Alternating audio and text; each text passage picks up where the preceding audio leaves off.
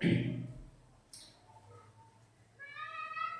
दोस्तों, आज हम लोग पढ़ेंगे कक्षा 10 का गणित, जिसमें कि हम लोगों ने 4 टाइप खत्म कर लिया था और आज हम लोग को 5वां टाइप खत्म करना है। ठीक है, चलिए देखते हैं। तो टाइप क्या है? ये टाइप नंबर 5 और इसके अंदर कौन कौन से क्वेश्चन आते हैं? इसके अंतर्गत आते हैं 10 और 13वां क्वेश्चन, यानी 10वां और 13वां क्वेश्चन सेम टाइप का है। बस आपको ध्यान से समझना है, बहुत ईजी क्वेश्चन है।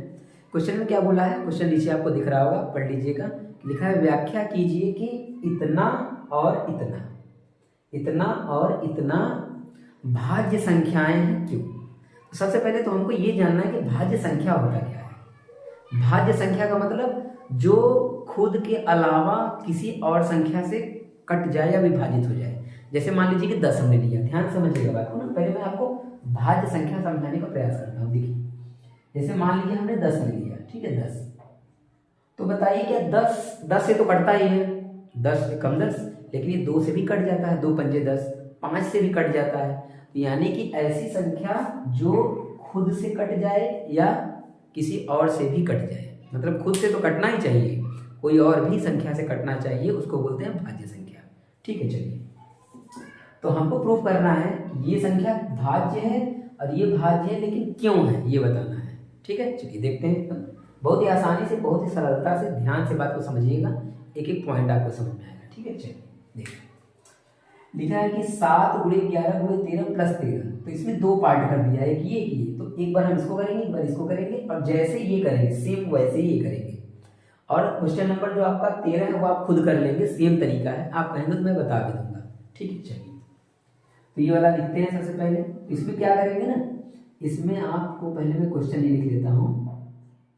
7, 11, 13 + 13। सबसे पहला काम क्या करिए आप, ऐसे टाइप के जितने भी क्वेश्चन है, इसमें 2 ही क्वेश्चन है बस। ठीक, सबसे पहले दोनों में देखिए 13 आपको कॉमन लग रहा होगा ना, तो आप क्या करिए कॉमन ले लीजिए 13 को, उभयनिष्ठ। जब 13 आप यहाँ से ले लेंगे कॉमन, तो अंदर क्या बचेगा? 7 बचेगा आपका, 11 बचेगा, 13 आपने निकाल लिया तो वहां पे क्या बचेगा? 1 बचेगा। क्यों? क्योंकि 13 कम 13, कॉमन लेने का मतलब होता है भाग देना। ठीक है, प्लस, और 13 से ये कट गया कितनी बार में? 1 बार में।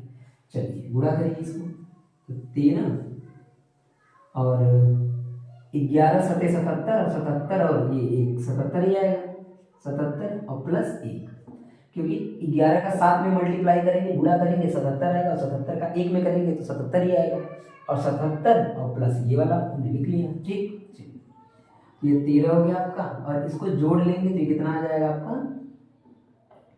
78, यानी 78। क्लियर? चलिए अब इसका भी गुणा कर लीजिए और नंबर को पूरा पूरा लिख लीजिए। अच्छा, एक बात ध्यान दीजिएगा, क्या ये जो संख्या से हम जब गुणा करेंगे तो इसमें 2 गुणनखंड है कि नहीं है? मतलब 2 खंड मिल रहा है ना, इसका मतलब ये क्या है? यह एक भाज्य संख्या है। क्यों? क्योंकि ये 13 से कटेगा, ये 78 से कटेगा, ये 2 से भी कटेगा, तो ये क्या, जो भी संख्या इन दोनों से मिलके बनेगा वो क्या होगा? भाज्य संख्या होगा। ठीक, तो गुणा करिए, 13 का इसमें कर दीजिए, चाहे इसका इसमें कर दीजिए। 13 × 8 = 104, कितना आपको हासिल हो गया? 10। 13 × 8 = 104, हासिल कितना आया? 10। फिर 13 × 7 = 91, 91 और 10 कितना होगा? 101। ठीक, ये आ गया 114। तो बताइए ये जो संख्या आपको मिला ये भाज्य है कि नहीं है? बिल्कुल भाज्य है। क्यों है? यहाँ पे बताएंगे हम लोग, लिखेंगे चूंकि 1014 के 1 से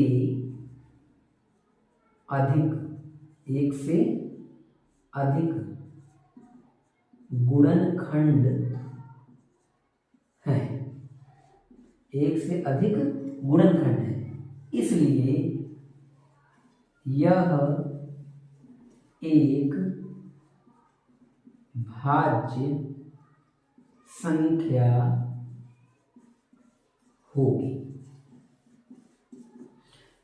क्लियर हो गया बात? ठीक है, तो बस यही था इसमें कि अगर देखिए किसी ना, यदि 1014 के 1 से अधिक गुणनखंड होंगे, कहने का मतलब है कि जिसको गुणनखंड करेंगे, अगर 2 आ गया, 2 गुणनखंड आ गया, 3 गुणनखंड आ गया, जैसे कि 10 को हम क्या तोड़ सकते हैं? 5 × 2 में, तो 2 गुणनखंड हो गया।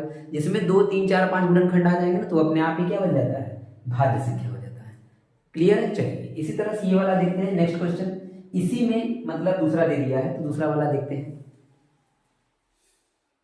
बिल्कुल सेम तरीके से दूसरा वाला देखते हैं। देखिए सबसे पहले क्वेश्चन को लिख लिया जाए 7 गुणे 6 5 4 3 2 1 प्लस 5, ये क्वेश्चन है। ठीक, अब क्या करेंगे हम इसमें सबसे पहले कॉमन लेंगे। जैसे इसमें 13 मिला था ना, देखिए इसमें प्लस है ना, उधर 5 है इधर भी 5 है, दोनों में से 5 क्या करेंगे हम लोग 5 को बाहर निकाल लेंगे, कॉमन है ना।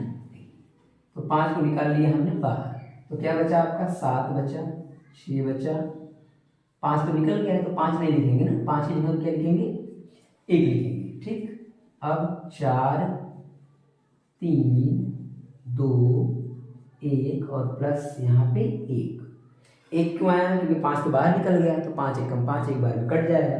ठीक है, चलिए इसके बाद क्या होगा, सबका गुणा करिए, सबका गुणा करके 1 जोड़ना होगा। तो गुणा कैसे करें, देखिए 1 का 2 में करेंगे 2 और 2 3 6 6 चौके 24 और 24 का 6 में करेंगे और फिर उसका 7 में करेंगे। तो आइए गुणा कर लिया जाए, 24 का 6 में कर लेते हैं, 24 का 6 में गुणा करेंगे तो 6 चौके 24, वहाँ से कितना आया 2, 6 दूनी 12 और 2 14, 144 हो गया। फिर 7 का गुणा कर लीजिए, 7 का गुणा, 7 चौके 28 2 आया, फिर 7 चौके 28 29 30, फिर कितना आएगा आपका 3 आएगा, 7 और 3 10, 1008। यानी इन सब का गुणा कितना आया 1008, 1008 और प्लस में क्या लिखेंगे 1। अब इन दोनों को जोड़ लीजिए, जोड़ लेंगे कितना आ जाएगा 1008 और 1000, ये क्या बन जाएगा आपका 9। क्लियर, अब इसका गुणा कर लेंगे 5 का, तो 5 9 45, पूरा पूरा 45 लिख लीजिए क्योंकि ये 0 है और 5 0 का 0 और 5 1 5, ये आएगा 5045। ठीक, फिर वही हिंदी से क्या लिखेंगे, चूंकि 5045 के 1 से अधिक गुणनखंड